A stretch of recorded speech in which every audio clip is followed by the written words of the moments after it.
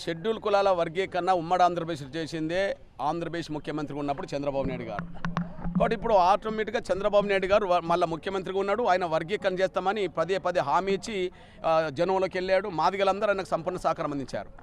వర్గీకరణ మళ్ళా సుప్రీంకోర్టు అనుకూలమైన తీర్పిచ్చిన సమయంలో చంద్రబాబు నాయుడు గారు ముఖ్యమంత్రిగా ఉండడం అనేది మా జాతికి భవిష్యత్తుకు ఉపయోగపడుతుంది. రేపు వర్గీకరణ జరుగుతుంది.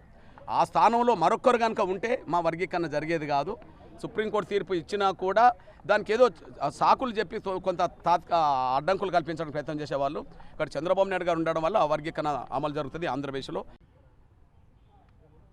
ఎంఆర్పిఎస్ ఉద్యమం 30 సంవత్సరాల నుంచి పోరాటం చేస్తున్నది వర్గీకరణ కోసం.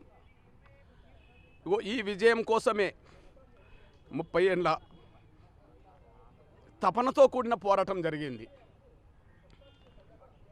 ఒక జాతికి జరిగిన అన్యాయాన్ని సరిదిద్దడం కోసం జరిగిన పోరాటంలో, జాతిని గెలిపించుకోవడం కోసం జరిగిన పోరాటంలో ఎంతోమంది ఎంఆర్పిఎస్ నేతలు తమ ప్రాణాలను కోల్పోయారు.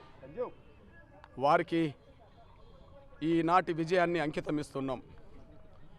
30 ఏళ్ళుగా అలుపెరగని పోరాటం చేస్తూ వచ్చిన, కష్టాలు వచ్చినా, బాధలు వచ్చినా, దెబ్బలు తగిలినా, జైలు పాలైనా, నిందలు పడ్డా, ఎన్ని రకాలుగా అవాంతరాలు అడ్డంకులు ఎదురైనా మొక్కవోని దీక్షతో, అకటింత పట్టుదలతో 30 ఏళ్ళుగా ఉద్యమాన్ని ముందుకు నడిపించిన ఎంఆర్పిఎస్ మాదిగ బిడ్డలందరికీ ఈ విజయాన్ని అంకితం ఇస్తున్నాం.